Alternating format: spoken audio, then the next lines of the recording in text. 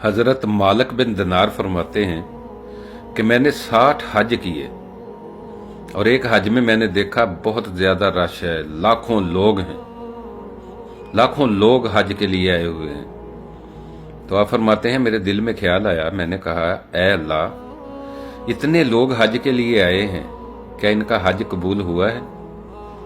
आप फरमाते हैं मैं रात को सो गया तो कोई कहने वाला कह रहा था, मुझे आवाज आई कि सबका कबूल हो गया है एक के अलावा।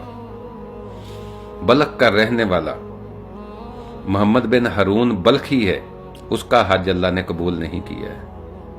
आप फरमाते मैं सुबह को उठा तो मुझे बड़ा तजस्सुस था इस बात का। तो आपको पता है हज के दौरान सब मुल्कों के यानी पाकिस्तान, इंडिया, बांग्लादेश, मिस्र, यमन, सब के अलग अलग खेमे लगे होते हैं, वहां पर इनके बकायदा परचम लगे होते हैं।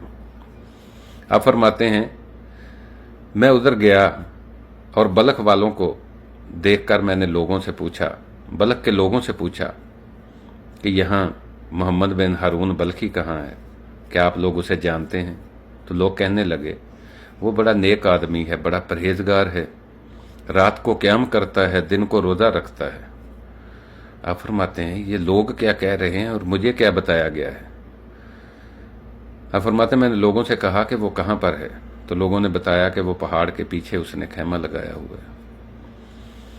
हजरत मालिक बिन दिनार फरमाते हैं मैं उसके खैमे की तरफ गया, वो नमाज पढ़ रहा था, उसने 2 रकात ख़त्म की तो मैंने सलाम लिया तो उसने कहा वालेकुम सलाम और कहने लगा आप मालिक बिन दिनार हो? कहते मैं बड़ा हैरान हुआ।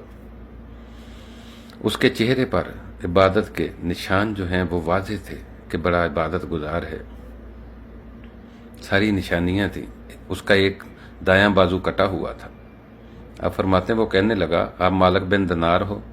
आपको रात को ख्वाब आया होगा कि मेरा हज कबूल नहीं हुआ है। और फिर उसने ठंडी सांस ली और रोने लगा। आप फरमाते मैंने कहा मुझे बताओ क्या माजरा है? तो उसने कहा ना पूछो, आप भी मेरे साथ नाराज हो जाओगे। आप फरमाते मैंने कहा नहीं, मैं नहीं नाराज होता, तुम मुझे बताओ। तो उसने कहा मुझे 24 साल हो गए हैं, ये मेरा 24वां हज है। हर साल कोई अल्लाह का वली आता है और मुझसे कहता है कि तू जा, तेरा कबूल नहीं किया अल्लाह ने। कहने लगा कि माँ का नाफरमान हूं, मैंने अपनी माँ के साथ नाफरमानी की है। अल्लाह ने मुझे बड़ा मालो दौलत दिया तो मैं याशियों में पड़ गया। कहने लगा अल्लाह ने मुझे बड़ा मालो दौलत दिया तो मैं याशियों में पड़ गया, शराब पीने लगा। रमज़ान का महीना था, मैं घर आया, शराब पी हुई थी, माँ अफ्तारी की तैयारी कर रही थी तो मैंने माँ से कहा मुझे रोटी दो। तो माँ कहने लगी एक तो तू रोज़े नहीं रखता है और दूसरा तू रोज़े का एहतराम भी नहीं करता है, कुछ शर्म कर, हया का।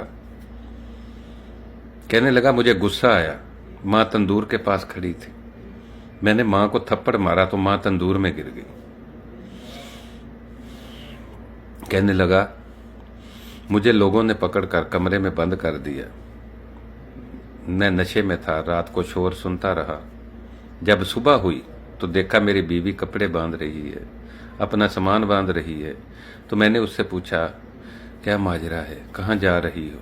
तो वह कहने लगी जो माँ का नहीं हो सकता मेरा क्या बनेगा। तो कहने लगा मेरी माँ कहाँ है? तो उसने बताया कि तुम्हारी माँ रात को फौत हो गई, उसको लोगों ने दफना दिया, उसका जनाजा पढ़ के दफन कर दिया। तो कहने लगा मुझे अपने आप पर बड़ा गुस्सा आया, मैंने कुल्हाड़ी ली और अपना जो हाथ जिससे माँ को थप्पड़ मारा था मैंने वो हाथ काट दिया। मैंने कहा मुझे क्यों नहीं बताया? तो लोगों ने कहा तुम्हारी माँ ने मना किया था कि इसको मेरा चेहरा ना देखने देना, मेरा जनाजा ना इसको पढ़ दे देना। अल्लाह अकबर। कहने लगा 24 साल हो गए, मैंने सारा मालो दौलत अल्लाह के रास्ते में दे दिया, हर चीज़ अल्लाह के रास्ते में दे दी। 24 साल हो गए हैं, हज पे आता हूँ, इसी तरह कोई अल्लाह का वली आता है और कहता है कि तुम्हारा कबूल नहीं किया अल्लाह ने, जा तू वापस चला जा। حضرت مالک بن دینار فرماتے ہیں جب میں نے یہ سنا کہ تم نے اس طرح ماں کی نافرمانی کی ہے تو میں نے بھی اس کو تھپڑ مار دیا۔ وہ کہنے لگا میرے لیے دعا کرو، اللہ تعالیٰ مجھے معاف فرما دے۔ آپ فرماتے میں واپس آ گیا، رات کو سویا تو حضور سید عالم صلی اللہ علیہ وآلہ وسلم میری خواب میں آ گئے، سبحان اللہ۔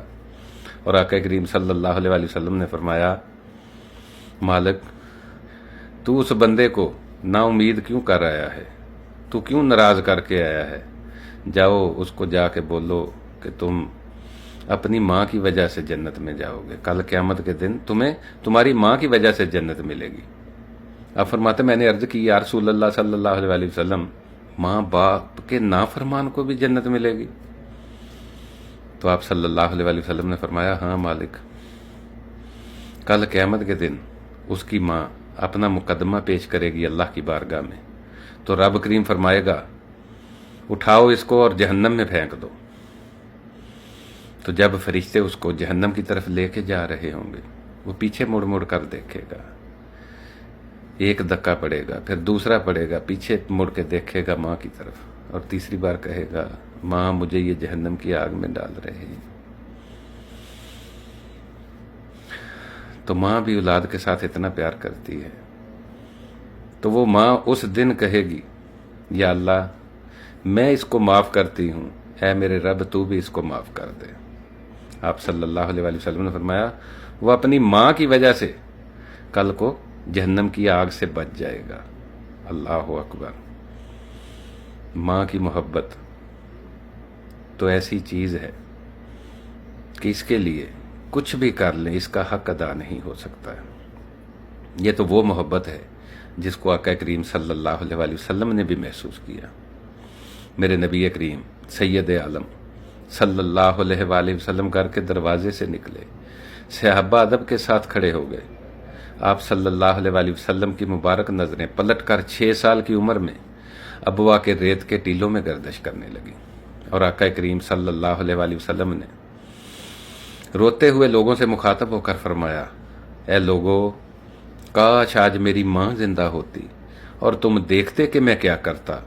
آپ صلی اللہ علیہ وآلہ وسلم نے فرمایا میں تم لوگوں کو نماز عشاء پڑھا رہا ہوتا اور نماز عشاء میں سورہ فاتحہ کی تلاوت کر رہا ہوتا کہ اچانک میری ماں کو میرے ساتھ کوئی کام یاد آ جاتا اور میری ماں دروازے کی چلمن کو سرکا کر کہتی ابنی محمد صلی اللہ علیہ وآلہ وسلم۔ آپ صلی اللہ علیہ وآلہ وسلم نے فرمایا لوگو، اللہ کی قسم میں نماز کو توڑ کر پہلے اپنی ماں کی بات کو سنتا۔ سبحان اللہ، یہ ایک ماں کا مقام ہے۔ اور ایک دانشور نے کیا خوب کہا ہے کہ مجھے